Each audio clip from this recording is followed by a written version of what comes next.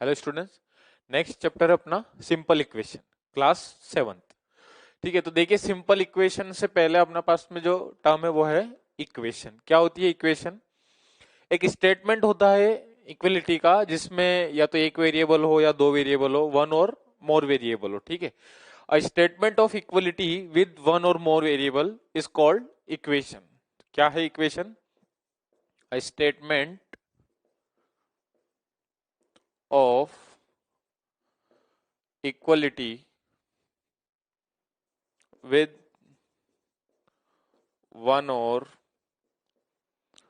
more variable is called equation. ठीक है, example लेकर देखते हैं। देखिए मैं कोई स्टेटमेंट दूंगा और उसकी हम इक्वेशन फॉर्म करेंगे। ठीक है, तो फॉर एग्जाम्पल जैसे मैंने लिया एक example, a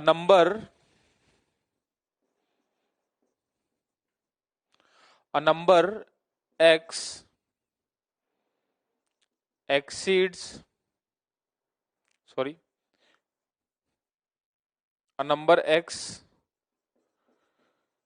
increased by 7 is 15। क्या एग्जांपल लिया मैंने? ये मैंने बोला स्टेटमेंट। क्या बोला? स्टेटमेंट। अब इसकी इक्वेशन बनाते हैं। ठीक है, a number x increased by 7 is 15। तो मैंने बोला इक्वेशन है क्या? एक स्टेटमेंट है इक्वलिटी का जिसमें या तो वन वेरिएबल हो या उससे ज्यादा वेरिएबल हो। तो देखिए नंबर x इंक्रीज्ड बाय 7, तो नंबर है आपके पास में x increased by 7 is 15 equal to 50। Clear? ये फर्स्ट एग्जांपल। और एग्जांपल लेकर देखते हैं।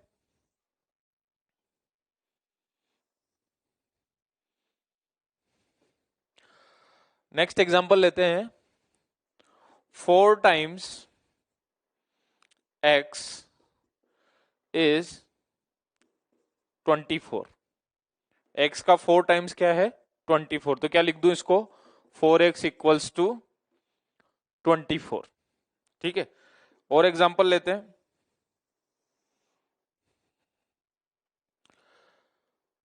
5 is divided by y। 5 is divided by y equals to 25। क्या स्टेटमेंट बोला? 5 is divided by y equals to 25। तो 5 को किससे डिवाइड किया? y से, और इक्वल्स टू 25। तो इक्वेशन क्या होता है? क्लियर है आपको? Statement of equality with one और मोर वेरिएबल इज कॉल्ड इक्वेशन। मैंने स्टेटमेंट लेकर देखा और उससे इक्वेशन फॉर्म करी। तो ये एग्जांपल लिए मैंने इक्वेशन के लिए। क्लियर है? नेक्स्ट है इसके बाद में, जब हमने इक्वेशन देखा, इक्वेशन के बाद है आपके पास लीनियर इक्वेशन।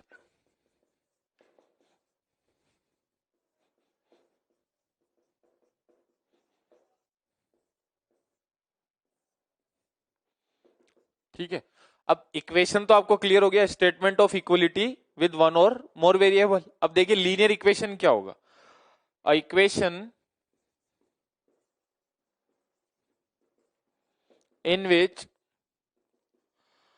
highest power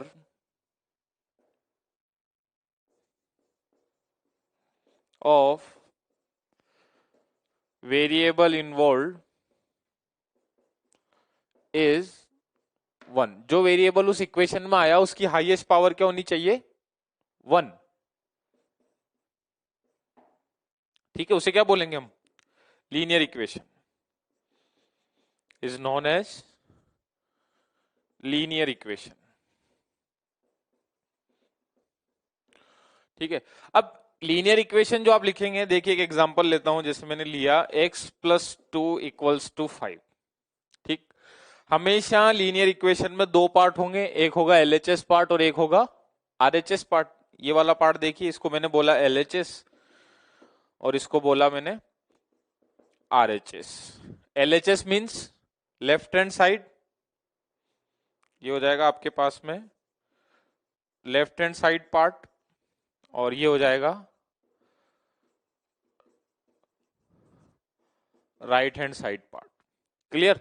तो हर लीनियर इक्वेशन में आपको दो पार्ट मिलेंगे, एलएचएस और आरएचएस। आप कोई से भी एग्जांपल लेके देखिए, x माइनस 2/3 इक्वल्स टू 1, यहां भी ये वाला पार्ट आपका एलएचएस हो गया, ये आरएचएस हो गया। x upon 3 minus 2 equals to 7/5, यहां भी ये वाला पार्ट एलएचएस हो गया और ये वाला पार्ट आरएचएस हो गया। अब नेक्स्ट इसके बाद आता है लीनियर इक्वेशन का सॉल्यूशन।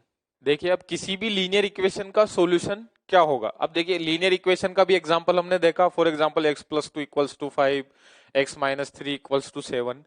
तो ऐसा नंबर जिसको मुझे इक्वेशन में पुट करने पर LHS left hand side part और राइट हैंड साइड पार्ट दोनों क्या हो जाए, इक्वल हो जाए। देखिए a number which makes LHS and RHS part equal, known as solution of linear equation। ठीक है, ऐसा नंबर जो LHS और RHS दोनों को क्या कर दे, इक्वल कर दे, उसे हम क्या बोलेंगे, सॉल्यूशन ऑफ लीनियर इक्वेशन। अब देखिए सॉल्यूशन में दो तरीके हैं, एक तो हमारे पास होता है ट्रांसपोजिशन, इधर कोई नेगेटिव नंबर है उधर जाएगा पॉजिटिव हो जाएगा, और एक है हमारे पास में ट्रायल एंड एरर मेथड। ठीक है, तो ट्रायल एंड एरर मेथड से क्वेश्चन चेक करते हैं कि कैसे सोल्व करेंगे। ठीक है, तो किस मेथड से सोल्व कर रहा हूं, बाय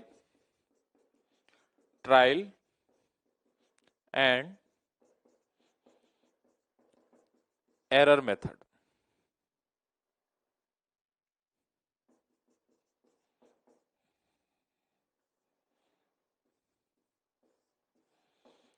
देखिए फॉर एग्जांपल आपको सॉल्यूशन निकालना है, क्वेश्चन है 4x इक्वल्स टू 12। ठीक है, अब मैं ट्रायल और एरर मेथड से सोल्व करूंगा इसको, तो मैं यहां पर वैल्यू पुट करके चेक करूंगा कि किस वैल्यू को पुट करने पर फिर मल्टीप्लाई करने पर 12 बन जाए। तो मैं एक टेबल बना लेता हूं इधर, जिसमें मैं एक तो x की वैल्यू पुट करूंगा, ठीक है, और यहां पे उसका सॉल्यूशन होगा, सॉरी सॉल्यूशन की बजाय हम ये लिख लेते हैं LHS पार्ट लिख लेते हैं, और यहां लिख लेते हैं RHS पार्ट। ठीक है, क्या ले रहा हूं मैं, x की वैल्यू ले रहा हूं और उस x की वैल्यू पर चेक करूंगा कि LHS पार्ट की वैल्यू क्या आई और RHS पार्ट की वैल्यू क्या आई। तो देखिए आपके पास में है 4x इक्वल्स टू 12। ठीक, अब इसमें आप देखोगे इस इक्वेशन में ये वाला पार्ट आपके पास क्या है, LHS पार्ट, और ये वाला पार्ट आपके पास क्या है, RHS पार्ट। अब ऐसा नंबर जो LHS और RHS दोनों को इक्वल कर दे वही हमारा क्या होगा, सॉल्यूशन होगा। चेक करते हैं, अगर मैं x की वैल्यू को 1 लेता हूं, क्या लिया मैंने, 0 लूंगा, तो किसी भी नंबर को 0 से मल्टीप्लाई करते ही वो क्या हो जाता है, 0। अब 0 तो मुझे बनाना नहीं है, यहाँ पे मुझे 12 बनाना है, और मेरे पास में नंबर भी पॉजिटिव है तो मैं नेगेटिव नंबर भी नहीं लूंगा। तो मैं कहां से स्टार्ट कर रहा हूं, 1 से स्टार्ट कर रहा हूं। किस मेथड से सोल्व कर रहे हैं हम, ट्रायल एंड एरर मेथड से। मैंने x क्या ले लिया, 1 लिया। अब देखिए LHS में आपके पास वैल्यू क्या आ जाएगी, 4 इंटू 1, 4 इंटू एक्स है, x मैंने 1 लिया था, 4 इंटू 1 हुआ, क्या वैल्यू आई, 4। और आपको RHS ऑलरेडी क्या दे रखा है, 12 दे रखा है। क्या LHS और RHS इक्वल हुआ, नहीं हुआ। फिर मैं ट्राई करता हूं आगे चलकर, मैंने अब x ले लिया 2, क्या ले लिया 2। LHS पार्ट में अगर मैं x 2 पुट करता हूं तो 4 इंटू 2, 4 इंटू 2 क्या हो जाएगा, 8। देखिए 4 इंटू 2 ये क्या हो गया आपके पास, 8। अब जब ये 8 हो गया और RHS पार्ट है आपके पास 12, अब देखिए क्या वापस इक्वल आया, ये LHS पार्ट और ये RHS पार्ट इक्वल आया, नहीं आया।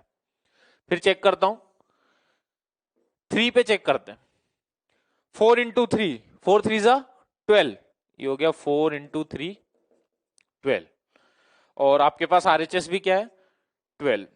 तो अब आप देखिए ट्रायल और एरर मेथड से मैंने सोल्व किया तो LHS और RHS इक्वल आए, और LHS और RHS किस वैल्यू पर इक्वल आए, x इक्वल्स टू 3 पर। यहां पर ये जो मैंने x की वैल्यूज ली थी, ठीक है, तो x इक्वल टू 3 इसका क्या हो गया, सॉल्यूशन हो गया।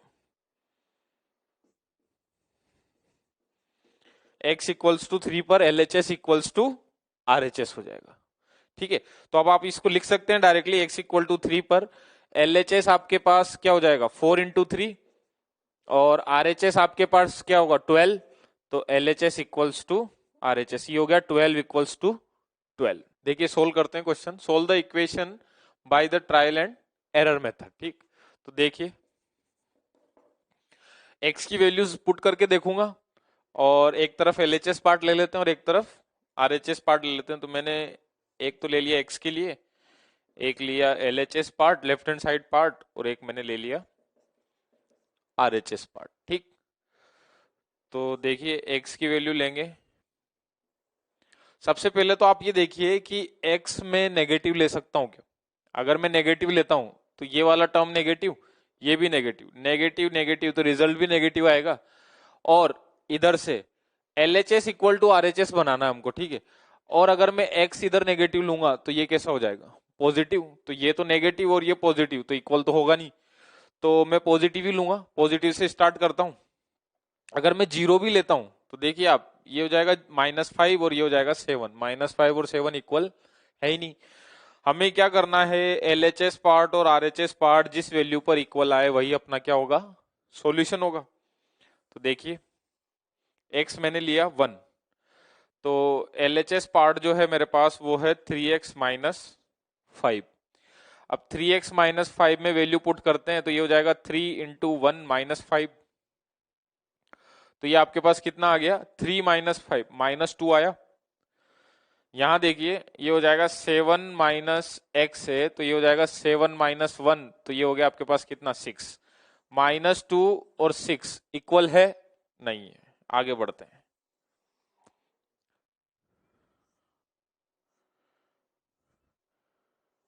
ठीक है। इसमें आप फर्स्ट वाले पार्ट में लिख सकते हो कि LHS is not equal to RHS। देखिए x मैंने 2 लिया, 2 लिया तो डायरेक्ट एक बार मैंने यहाँ पर एक्सप्रेशन लिख दिया, अभी डायरेक्ट वैल्यू पुट कर देता हूँ। ये LHS पार्ट लिखा मैंने, तो देखिए 3 इंटू 2 -5, ये हो जाएगा 6 - 5, 6 - 5 पे रिजल्ट कितना आएगा 1। यहाँ देखिए आप 7 - 2, तो ये कितना रिजल्ट आया 7 - 2 5, यहां पर वैल्यू आई 5 और यहां पर वैल्यू आई 1, क्या 1 और 5 इक्वल है, नहीं है। नेक्स्ट देखिए मैं 3 पुट करता हूं, तो ये हो जाएगा 3 इंटू 3 -5, तो ये हो जाएगा 3 3 जा 9, 9 - 5 कितना आया 4, ठीक है। नेक्स्ट देखिए आप 7 - 3, 7 - 3 रिजल्ट कितना आएगा 4, क्या LHS और RHS पार्ट इक्वल आया, हाँ आया।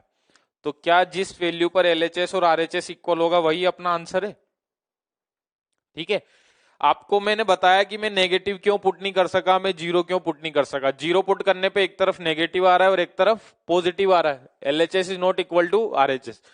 अगर मैं नेगेटिव नंबर लेता, नेगेटिव इंटीजर लेता, तब भी एक तरफ नेगेटिव और एक तरफ पॉजिटिव होता, ठीक है। तो x इक्वल टू 3 पर LHS इक्वल टू RHS आया, चेक कर लेते हैं एक बार, cross check.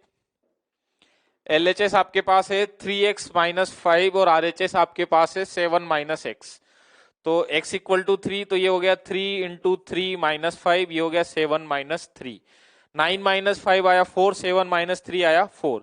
LHS equal to RHS आया किस वैल्यू पर, 8x इक्वल टू 3 पर, तो इसका आंसर क्या हो गया 3। आंसर क्या है अपने पास में 3, इस इक्वेशन का सॉल्यूशन हो गया 3। नेक्स्ट क्वेश्चन है, देखिए सेम है। यहां पर देखिए एक बार क्वेश्चन पढ़ते हैं। Solve the equation 1/3 into y plus 5 equals to 8 by the trial and error method, similar है। अब आप थोड़ा सा यहां पर ये सोचना है आपको कि ये जो RHS पार्ट है क्या ये फ्रैक्शन में है, नहीं है। क्या ये PYQ की फॉर्म में है, नहीं है। इंटीजर है, ठीक है इंटीजर है, पॉजिटिव इंटीजर है। अब मतलब मुझे ये y ऐसी वैल्यू लेनी होगी जो 3 का मल्टीपल हो या 3 से कैंसिल हो, तभी तो मैं दोनों को ऐड करूंगा तो 8 बनेगा। अगर मैं कोई y में ऐसी वैल्यू ले लेता हूं, सपोज मैं 1 ही ले लेता हूं, 1 लेता हूं तो 1/3 में 5 ऐड करूंगा तो 8 तो बनेगा नहीं, PYQ की फॉर्म में आएगा। तो देखिए वैल्यू लेते हैं इधर, एक ब्लॉक बनेगा y के लिए, एक हो जाएगा LHS और एक हो जाएगा RHS। देखिए y में 1 नहीं ले रहा हूं, देखो y 1 क्यों नहीं ले रहा हूं, देखो 1 3 से डिवाइड होता है क्या, नहीं होता। अगर मैं यहां पर 1 ले लेता हूं तो 5 प्लस 1/3 कभी भी 8 बनेगा क्या, नहीं बनेगा, पी बाई क्यू की फॉर्म में आएगा, फ्रैक्शन आएगा। तो मैं y ऐसी वैल्यू लूंगा जो 3 का मल्टीपल हो, जो 3 से डिवाइड होती हो। तो देखिए ऐसा नंबर जो पहला मिलेगा वो 3 मिल जाएगा, 3 मिलेगा।